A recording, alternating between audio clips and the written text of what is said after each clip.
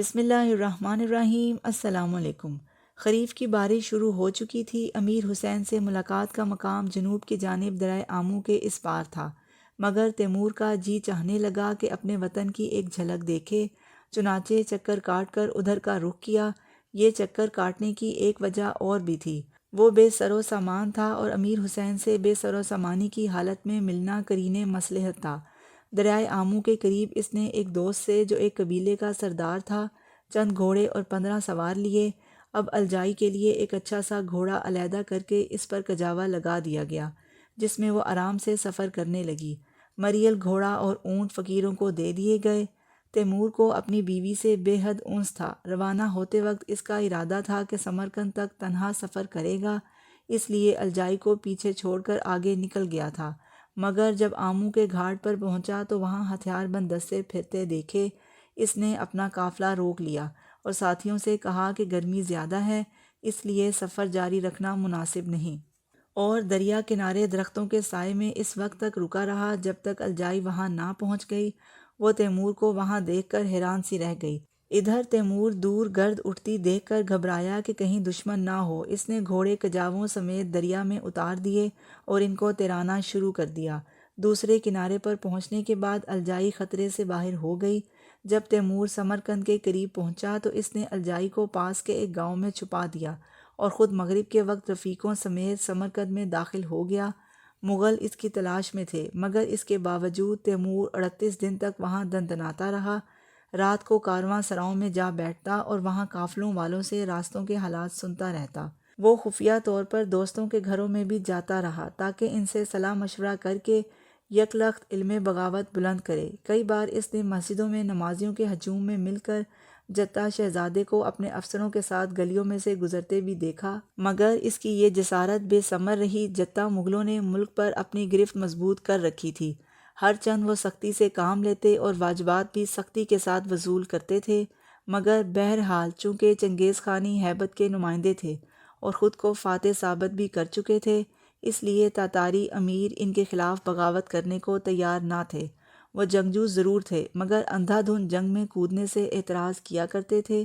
اگر انہیں کامیابی کا کچھ بھی یقین ہوتا تو ضرور میدان جنگ میں آ جاتے، مگر بنظر حالات کامیابی کا امکان نظر نہیں آ رہا تھا۔ الیاس خواجہ خان جلائیر کے امیروں کو مطیع کر چکا تھا۔ امیر حسین پناہ کے لیے سرگرداں تھا اور اس کے قصر حکومت میں ایک جتا سردار حکمران بنا بیٹھا تھا۔ ان حالات میں تیمور کی آواز پر کون اٹھتا؟ انہی امیروں نے ایک دن تیمور کو مطلع کیا کہ مغلوں کو اس کی موجودگی کا علم ہو چکا ہے۔ چنانچہ ایک بار پھر تیمور کو گھوڑے پر بیٹھ کر رات کی تاریکی میں گم ہونا پڑا، مگر وہ تنہا نہ تھا۔ چند سرپھرے جنگ و جدل کے دلدادہ اور خوگر ترکمان اور بلند ہمت عرب بھی اس کے ساتھ ہو لیے تھے۔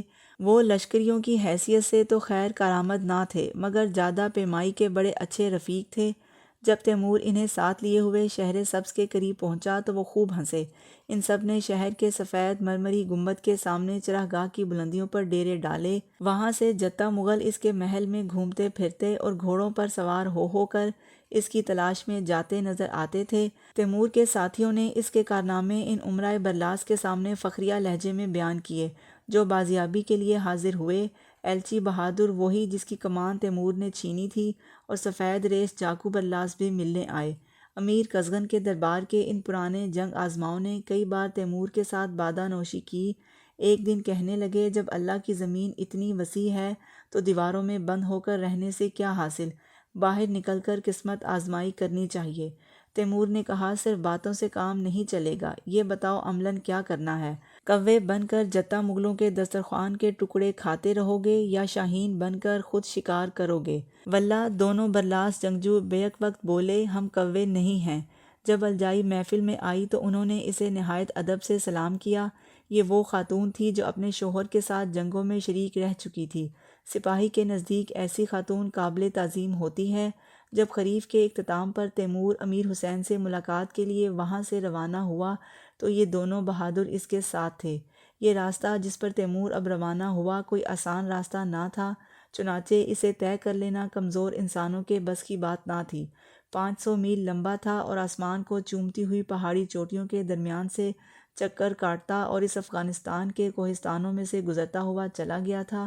جس کے پہاڑوں کی پیمائش ابھی تک بھی مکمل نہیں ہو سکی۔ یہ پہلے تو ایک تنگ گھاٹی کی بلندی کی طرف جاتا تھا جس کے سرے پر پہنچ کر گھٹنوں گھٹنوں برف ہٹائے بغیر کچھ نظر نہ آتا تھا کہ آگے کدھر جا رہے ہیں۔ پھر کوہ ہندوکش کی برفانی چوٹیوں اور برف کے تودوں سے گزر کر اور بھی زیادہ بلند پہاڑوں کی طرف چلا جاتا تھا جن سے آگے برف سے ڈھکی ہوئی سطح مرتفع تھی۔ یہاں پہنچ کر انہوں نے اپنے گول خیمے نصب کیے۔ سفر دن کے وقت ہی ہو سکتا تھا اور دن میں بھی برف کی چمک آنکھوں کو چندھیائے دیتی تھی۔ گھوڑوں کی پیٹھوں پر موٹے نمدے کے کمبل پڑے ہوئے تھے ورنہ ایک دن بھی زندہ نہ رہتے، اور آدمی تو بھیڑیے اور دیگر پوستی جانوروں کی کھالوں کے بغیر گزارا ہی نہ کر سکتے تھے۔ ہوا اس قدر خنک تھی کہ ٹھنڈک پوستینیوں سے گزر کر ہڈیوں تک پہنچتی۔ راستے میں جنگل بھی پڑتے تھے، ان میں سے ایندھن کے لیے لکڑیاں کاٹ کر ساتھ لے لیتے۔ کہیں کہیں قبائل کے قلعوں اور میناروں کے قریب سے بھی گزرنا پڑتا تھا جن کے سنتری نظروں سے تو اوجھل ہوتے مگر انہیں پکارتے ضرور، اور ان کی آواز پر 1000 فٹ کی بلندی پر کتے بھی بھونکنا شروع کر دیتے۔ کئی بار ان پر افغانوں نے بھی حملہ کیا مگر حملہ آوروں کو معلوم نہ تھا کہ وہ کس قسم کے انسانوں پر حملہ کر رہے ہیں۔ چنانچہ ایسے ہر حملے کے بعد تیمور اور اس کے ساتھیوں کے پاس پہلے سے زیادہ سامان ہو جاتا۔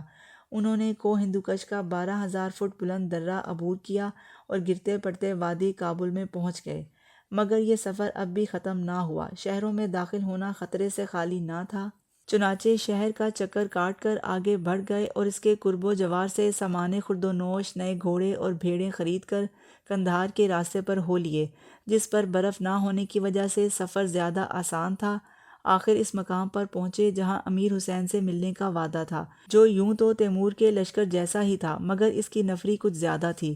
انہوں نے موسم سرما میں آرام کیا۔ اس کے اختتام پر قریب کی پہاڑیوں کے ایک حاکم کا ایلچی تحائف لے کر آیا اور اس کا یہ پیغام پہنچایا کہ رعایا کی بغاوت کی وجہ سے کئی پہاڑی علاقے اس کے ہاتھ سے نکل چکے ہیں۔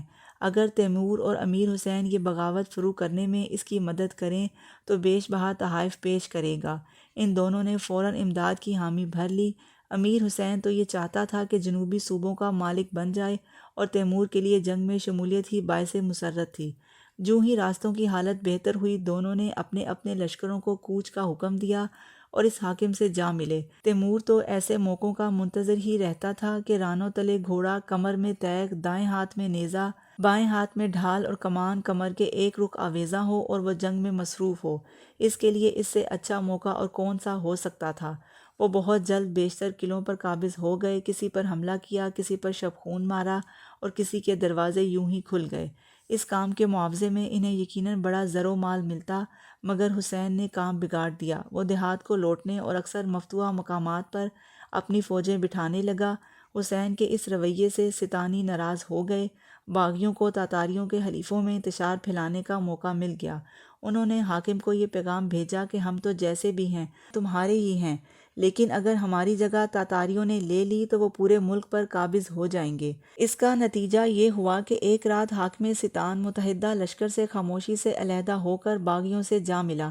یوں بدل جانا ان کوہستانی قبائلیوں کا خاصہ تھا، خصوصاً جب نئے لوگوں سے واسطہ پڑتا تھا تو بہت شکی ثابت ہوتے تھے۔ انہوں نے متحد ہو کر تیمور پر حملہ کیا جسے اس نے روک لیا اور جوابی حملہ کر دیا۔ اس حملے کے دوران میں ایک مقام پر اس کے گرد صرف 12 سپاہی تھے اور تمام ستانی اس کو تیروں کا ہدف بنا رہے تھے۔ ایک تیر سے اس کے ایک بازو کی ہڈیاں ٹوٹ گئیں اور ایک اور تیر سے پاؤں زخمی ہو گیا، مگر یہ وقت زخموں کی طرف متوجہ ہونے کا نہ تھا۔ اس نے تیر جسم سے نکال پھینکے اور لڑائی میں مشغول ہو گیا، مگر بعد میں ان کے زخموں نے عرصے تک تکلیف دی اور اسے صاحب فراش ہونا پڑا۔ ستائیوں کو شکست ہوئی اور اس فتح سے تیمور اور امیر حسین کو مزید ساتھی ملے اور خاصی دولت بھی ہاتھ آئی۔ حسین اپنا لشکر لے کر شمال کی جانب روانہ ہو گیا اور تیمور زخموں کی وجہ سے قریب کی پہاڑیوں میں رک گیا۔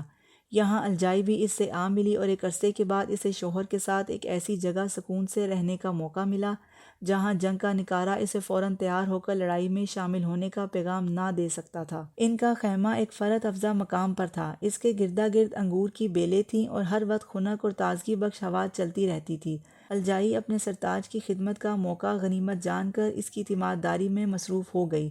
ہری ہری گھاس نے گھوڑوں کے لیے ایک شاداب چراگاہ بھی مہیا کر دی تھی۔ جب سورج غروب ہو جانے کے بعد ماہتاب طلوع ہو کر آسمان میں کھیت کرنے لگتا تو وادیوں میں پہاڑوں کے سائے چاندنی کے ساتھ ساتھ سرکتے جاتے اور تیمور اور الجائی خیمے میں قالین پر پاس پاس لیٹے یہ منظر دیکھتے رہتے۔ یہ چاند اور اس کے ماہانہ سفر کی مدت الجائی کی اپنی تھی۔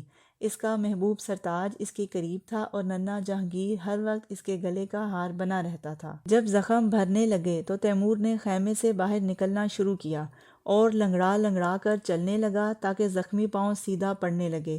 الجائی اسے اس طرح چلتے دیکھ کر مسکراتی، مگر ساتھ ہی یہ بھی سوچتی کہ اب تیمور کے ساتھ اس کے قیام کے دن گنتی کے ہی رہ گئے ہیں، اور پھر وہ دن بھی آ ہی پہنچا جب تیمور کو مکمل صحت ہو گئی اور اس نے ہتھیار طلب کیے۔ الجائی نے اسے زرہ پہنائی، اس کی کمر سے تلوار باندھی اور پھر ہونٹ کاٹتے ہوئے آنے والی جدائی کے غم کا تصور ذہن سے ہٹانے کی کوشش کی۔ اس کا جھکا ہوا سر اٹھا، آنکھیں شوہر سے ملیں، پلکیں کانپیں اور اس کے منہ سے نکلا، میرے سرتاج، خدا تمہارا محافظ ہو۔ تیمور کی زندگی کے نشیب و فراز کا سفر ابھی جاری ہے۔ اس کے بارے میں جاننے کے لیے میرے ساتھ رہیے گا اور میرے چینل کو سبسکرائب کیجیے گا۔